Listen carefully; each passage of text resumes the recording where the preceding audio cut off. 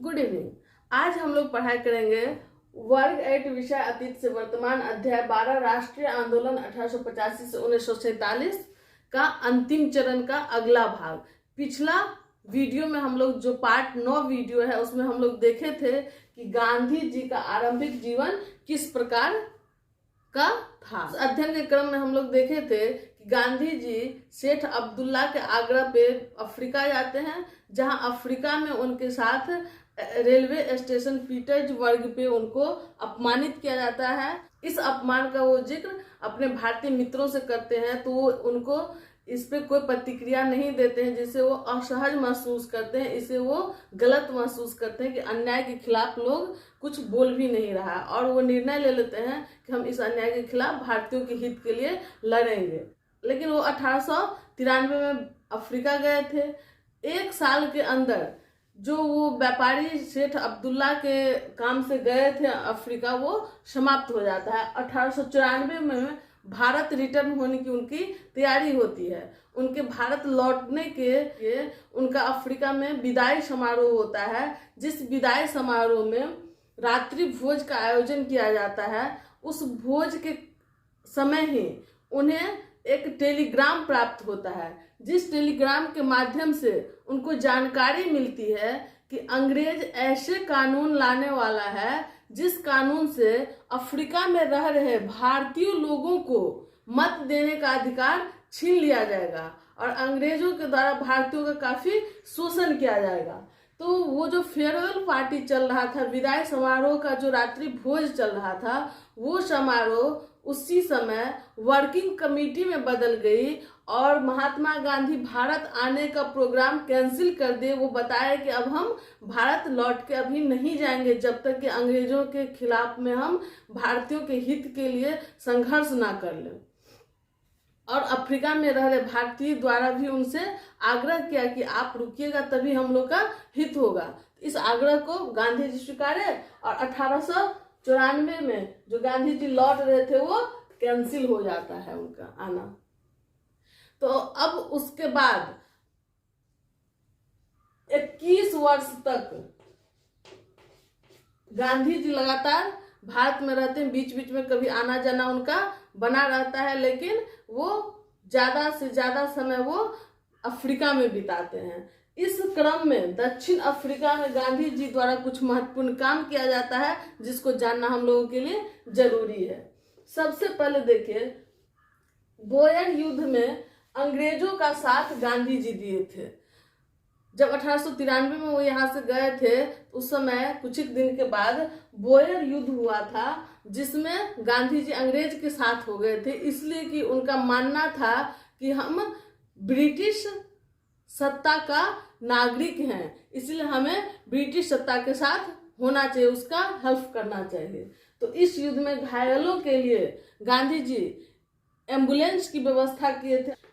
दूसरा, जॉन रॉस्किन की पुस्तक वो पढ़ते थे, अनटू द लास्ट, और इस पुस्तक के प्रभाव से उन्होंने सर्वोदय की भावना को अपने अंदर लिया। सर्वोदय के विचार को वो समाज में लागू करने के लिए फिनिश आश्रम की स्थापना किए दक्षिण अफ्रीका में। सर्वोदय का मतलब क्या होता है? सभी का उदय। उन्होंने सत्याग्रह की भावना को किसके विचार से प्रभावित होकर के लिया?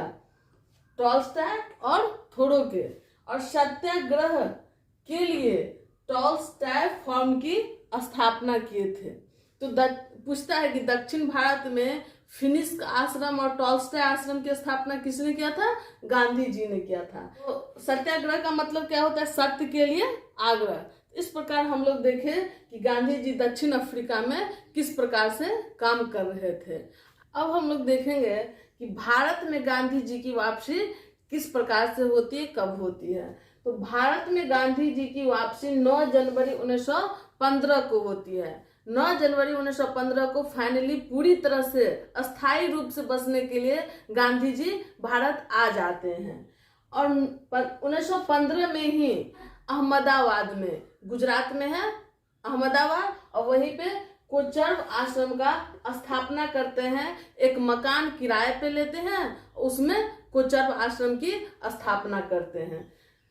कुछ समय बाद वो उस किराए के मकान को छोड़ करके अपना आश्रम साबरमती नदी के तट पर लेकर चले जाते हैं। उसे साबरमती आश्रम का नाम देते हैं और उस नदी के किनारे उनका अपना जमीन होता है, उस पे वो आश्रम का स्थापना करते हैं। भारत में उनका जो राजनीतिक गुरु होता है वो है गोपाल कृष्ण गोखले। गोपाल कृष्ण गोखले के साथ उनका विचार काफी मिलता जुलता था। गोपाल कृष्ण गोखले के विचार से वो प्रभावित हो रहे थे, तो उन्होंने अपना राजनीतिक गुरु माना। इस प्रकार से आप देख रहे हैं कि 1916 में लखनऊ अधिवेशन होता है जिसमें गांधी जी भाग लेते हैं। इसी लखनऊ अधिवेशन में बिहार के चंपारण जिला का एक किसान राजकुमार शुक्ल उनसे मिलने जाता है और उनसे आग्रह करता है कि आप हमारे बिहार के चंपारण क्षेत्र में भ्रमण करने के लिए आइए और वहाँ के जो किसानों का जो समस्या है उसे अपने आंखों से देखिए और उसके निदान पे विचार करिए। इसके लिए आग्रह किए थे राजकुमार शुक्ल।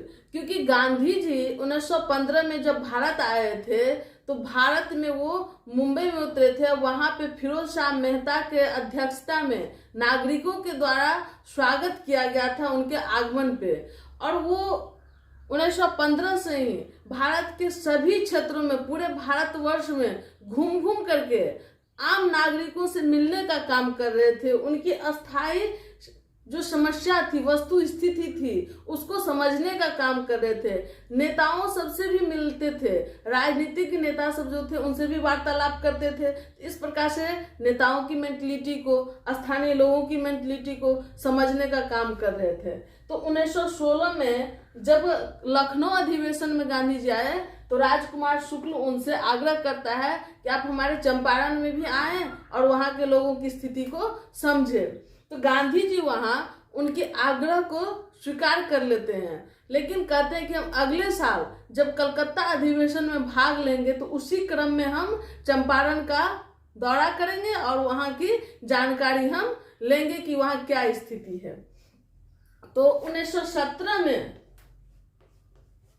गांधी जी जब कलकत्ता जा रहे थे तो उसी क्रम में कलकत्ता अधिवेशन के बाद वो चंपारण आते हैं और चंपारण में घूम घूम करके किसानों से वो समस्याओं के बारे में जानकारी लेते हैं। लेकिन चंपारण एंट्री करने के पहले ही गांधी जी को कमिश्नर के द्वारा चंपारण में एंट्री करने पे रोक लगा दिया जाता है। लेकिन गांधी जी कमिश्नर की इस आदेश को मानने से इनकार कर देते हैं और कहते हैं तो चंपारण की स्थानीय समस्या है उसको जानने के लिए मुझे चंपारण जाना पड़ेगा और इसके लिए आप हमें नहीं रोक सकते हैं। अगर आप हमें रोकेंगे, अगर ये कानून के खिलाफ है मेरा चंपारण जाना, तो हमें जो भी सजा दीजिएगा वो हमें स्वीकार है। इस प्रकार से गांधी जी उनके आदेशों को मानने से इनकार करते हैं। लेकिन प्रारंभ से जो हिस्ट्री अंग्रेज और गांधी जी के बीच में रही है, इससे गांधी जी कभी भी अंग्रेज के विद्रोही साबित नहीं हुए थे, जिस कारण से अंग्रेज गांधी जी को रोक पाने में असमर्थ महसूस कर रहे थे और वो इस मुद्दा को ज्यादा उछालना नहीं चाह रहे थे, गांधी जी को अपना विरोधी नहीं साबित करना चाहते थे।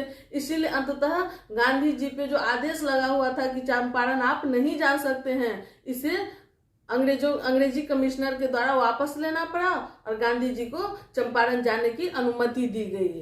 तो आगे हम लोग देखेंगे कि जो गांधी जी चंपारण गए और वहां जो किसानों की जो समस्या थी, उस समस्या के बारे में उन्होंने किस प्रकार का निदान किया और उससे क्या क्या किसान को फायदा हुआ। इसी के साथ आज का वीडियो समाप्त होता है। धन्यवाद।